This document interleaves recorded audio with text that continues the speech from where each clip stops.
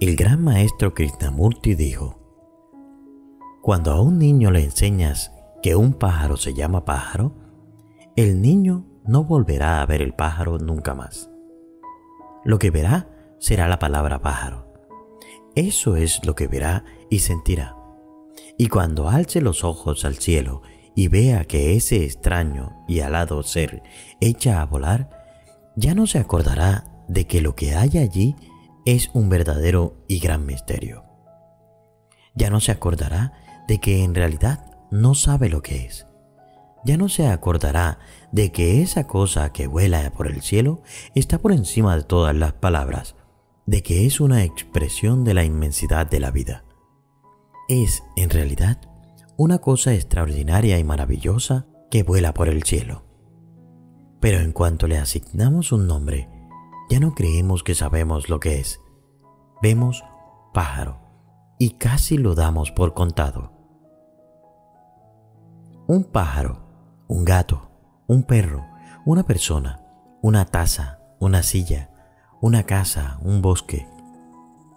A todas esas cosas se le han atribuido nombres y todas ellas pierden una parte de su vida natural en cuanto las nombramos. Está claro que debemos aprender estos nombres y debemos asociarlos a determinados conceptos.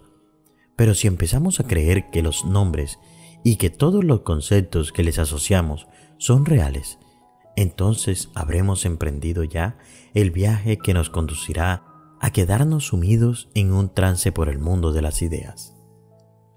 La capacidad de pensar, de utilizar el lenguaje, tiene un lado oscuro que, si se descuida y se emplea de manera imprudente, puede hacernos sufrir y tener conflictos innecesarios unos con otros. Porque al fin y al cabo, eso es lo que hace el pensamiento. Separa, clasifica, nombra, divide, explica. Es verdad que el pensamiento y el lenguaje tienen aspectos muy útiles y que por tanto es muy necesario desarrollarlos. La evolución se ha esforzado mucho para que tengamos la capacidad de pensar de manera coherente y racional, o dicho de otro modo, de desarrollar un pensamiento que nos permita sobrevivir. Pero cuando observamos el mundo, vemos que esto mismo que ha evolucionado para ayudarnos a sobrevivir se ha convertido también en una especie de prisión para nosotros. Nos hemos quedado atrapados en el mundo de sueños, en un mundo en el que vivimos principalmente en nuestras mentes. Este es el mundo de los sueños del que hablan muchas enseñanzas espirituales antiguas.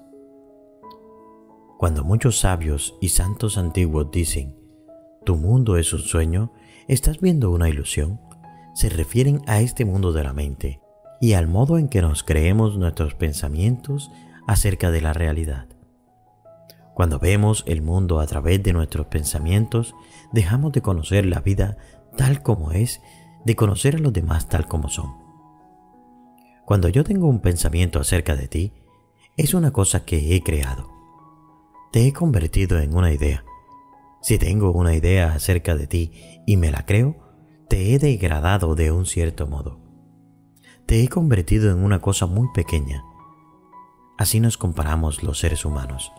Esto es lo que hacemos los unos a los otros. Para entender de verdad la causa del sufrimiento y nuestra posibilidad de dejarlo y quedar libres de él, tenemos que observar muy de cerca esta raíz del sufrimiento. Cuando nos creemos lo que pensamos, cuando tomamos nuestros pensamientos por la realidad, sufrimos. Esto no resulta evidente hasta que nos lo planteamos, pero el caso es que cuando nos creemos nuestros pensamientos, en ese instante mismo empezamos a vivir en el mundo de sueños, donde la mente conceptualiza un mundo entero que en realidad no existe en ninguna parte más que en la misma mente. En ese momento empezamos a conocer una sensación de aislamiento. Dejamos de sentirnos conectados unos con otros de mera manera humana, y por el contrario, nos retraemos cada vez más en el mundo de nuestras mentes, en ese mundo creado por nosotros mismos. Salir del patrón del sufrimiento. ¿Cómo salir de esto entonces? ¿Cómo evitaremos perdernos en nuestros propios pensamientos, proyecciones, creencias y opiniones? ¿Cómo empezaremos a buscar una salida de este patrón de sufrimiento? Para empezar, tenemos que hacer una observación, que es sencilla pero muy reveladora. Todos los pensamientos buenos, los pensamientos malos, los pensamientos cariñosos, los pensamientos malignos, se producen dentro de algo. Todos los pensamientos surgen y desaparecen dentro de un vasto espacio. Si observas tu mente, advertirás que cada pensamiento se produce por sí mismo sin más, que surge sin ninguna intención por tu parte. Nuestra reacción aprendida es aferrarnos a ellos e identificarnos con ellos. Pero si somos capaces de renunciar, aunque solo sea por un momento, a esta tendencia angustiosa a aferrarnos a nuestros pensamientos, empezamos a advertir una cosa muy profunda: que los pensamientos surgen y se agotan de manera espontánea y por sí mismos dentro de un espacio inmenso. Que el ruido de la mente se produce en realidad dentro de un sentido muy profundo de silencio. Puede esto no resultar evidente a primera vista, porque estamos acostumbrados a concebir el silencio y la quietud en términos del entorno exterior. ¿Es silenciosa mi casa? ¿Ha dejado de ladrar el perro del vecino? ¿Está apagado el televisor? O bien, tendemos a concebir el silencio en términos internos. ¿Es ruidosa mi mente? ¿Se ha tranquilizado mis emociones? ¿Me siento tranquilo? Pero el silencio o la quietud de que estoy hablando no es un silencio relativo. No es una ausencia de ruido, ni siquiera una ausencia de ruido mental. Es más bien una cuestión de empezar a advertir que existe un silencio que está siempre presente y que el ruido se produce dentro de ese silencio, incluso el ruido de la mente. Puedes empezar a darte cuenta de que todo pensamiento surge sobre el telón de fondo de un silencio absoluto. El pensamiento surge literalmente dentro de un mundo sin pensamientos. Cada idea aparece dentro de un vasto espacio. Cuando seguimos observando la naturaleza del pensamiento, y más concretamente, ¿quién o qué es consciente de que se produce un pensamiento? La mayoría de las personas estamos bastante seguras. Bueno, yo soy el que observa el pensamiento. Eso es lo que nos han enseñado y lo que nosotros suponemos de manera natural que tú y yo, como individuos separados, somos los que pensamos nuestros pensamientos. ¿Quién los iba a pensar sino yo? Pero si lo observas con atención, te darás cuenta de que en realidad no es cierto que sea tú el que piensa. El pensamiento es una cosa que sucede. Sucede sin más. Sucede lo quieras tú o no. Y se detiene lo quieras tú o no. Cuando empiezas a observar este proceso, te puede impresionar bastante el descubrimiento de que tu mente piensa por sí sola y deja de pensar por sí sola sin más. Si dejas de intentar controlar tu mente, comienzas a advertir que el pensamiento se produce dentro de un espacio muy vasto. Este descubrimiento es extraordinario porque empieza a mostrar la presencia de algo distinto del pensamiento y que nosotros somos algo más que el primer pensamiento que nos viene a la mente. Cuando nos creemos nuestros pensamientos, cuando creemos muy dentro de nosotros que de hecho equivale a la realidad, podemos empezar a ver que esto nos conduce directamente a la frustración, al descontento y en último extremo al sufrimiento. Es el primer paso para desentrañar nuestro sufrimiento. Pero también hay que ver algo más, una cosa más fundamental todavía. Este descubrimiento más profundo se produce mucho después de que hayamos formado nuestras opiniones, nuestras creencias y nuestra capacidad de conceptualizar.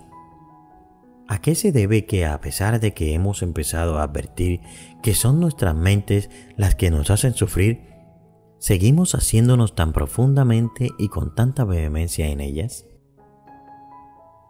¿por qué nos seguimos aferrando a esta identificación hasta el punto de que a veces parece que es nuestra mente la que se aferra a nosotros? Uno de los motivos por los que hacemos esto es que creemos que nosotros somos, en realidad, el contenido de nuestras mentes. Nuestras creencias, nuestras ideas, nuestras opiniones. Esta es la ilusión primordial, que yo soy lo que creo, que yo soy mi punto de vista particular. Pero para ver más allá de esta ilusión, resulta útil observar con mayor profundidad todavía qué es lo que nos impulsa a ver el mundo de esta manera. Imaginarnos a nosotros mismos y a los demás. Vamos a estudiar cómo formamos una imagen de nosotros mismos a partir de la nada. Pues esto es precisamente lo que hacemos. A partir de este vasto vacío interior de conciencia y quietud, formamos una imagen de nosotros mismos, una idea de nosotros mismos, una colección de pensamientos sobre nosotros mismos. Esto es una cosa que nos enseñan a hacer cuando somos muy pequeños. Nos asignan un nombre, nos asignan un sexo. Vamos adquiriendo una experiencia a medida que vivimos la vida. Al ir pasando por los altibajos de lo que se supone ser un ser humano. A cada hecho que nos sucede, cambian las ideas que tenemos acerca de nosotros mismos.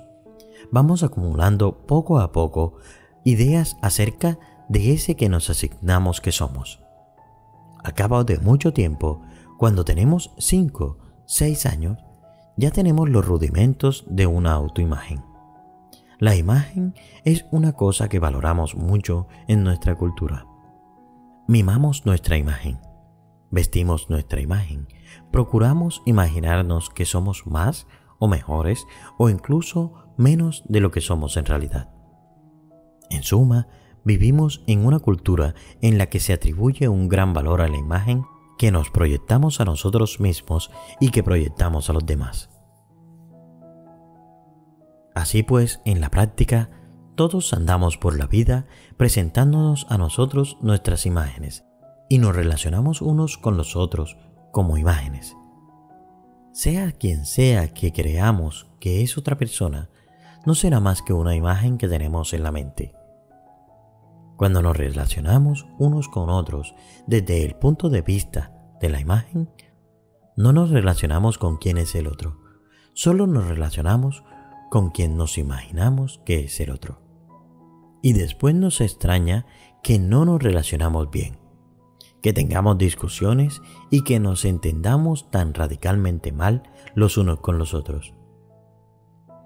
Hay un Kohazen que dice: ¿cuál era tu rostro verdadero antes de que nacieran tus padres?